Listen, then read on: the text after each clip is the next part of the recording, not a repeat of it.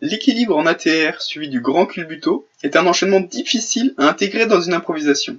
Juste avant l'équilibre, il y a une rupture de la connexion avec les deux partenaires qui s'éloignent légèrement pour que la cavalière puisse prendre son élan. C'est plutôt inhabituel, mais il y a une autre passe dans laquelle les deux partenaires s'écartent ainsi. Vous la connaissez? C'est celle du porté-planche, la fameuse passe de Dirty Dancing, où la cavalière s'élance pour être portée à bout de bras horizontalement au-dessus du cavalier. Alors au ralenti, la cavalière fait un équilibre ATR. Ses genoux arrivent au niveau des épaules du cavalier et elle doit refermer ses jambes pour pouvoir monter avec les abdos. Si le cavalier est trop grand, il doit se baisser en fléchissant les genoux. Le cavalier fournit ses deux mains fermées jointes à la cavalière qui les saisit. La cavalière descend pour poser ses deux pieds de chaque côté de sa tête. La descente est quelque chose de difficile. La prise du cavalier au niveau du ventre ne doit pas glisser. Si dans la descente la prise glisse, les mains du cavalier peuvent se trouver au niveau des cuisses de la cavalière, et à ce moment-là, il n'y a plus aucune chance qu'il réussisse à poser ses pieds dans de bonnes conditions, car elle est tenue du mauvais côté de son centre de gravité. Une fois déposées, les deux partenaires se lâchent les mains, et la cavalière présente ses mains entre ses jambes. Ses mains doivent être collées, dos à dos, pouce vers le haut.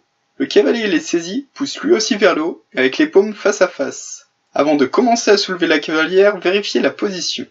Les épaules de la cavalière doivent être posées contre les genoux du cavalier. Les deux jambes de la cavalière sont plutôt écartées.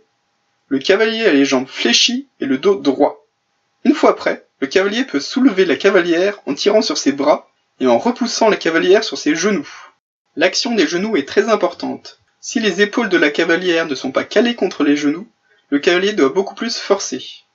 La cavalière n'a rien de particulier à faire pendant la montée. La remontée fonctionne généralement mieux avec des cavalières qui ne sont pas excessivement souples.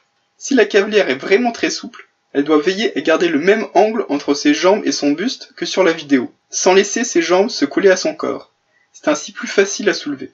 À la fin de la montée, la cavalière peut monter sur les avant-bras du cavalier, ce qui l'amène très haut, comme sur ce ralenti. La cavalière peut aussi éviter de monter si haut par une esquive des avant-bras du cavalier en écartant les jambes.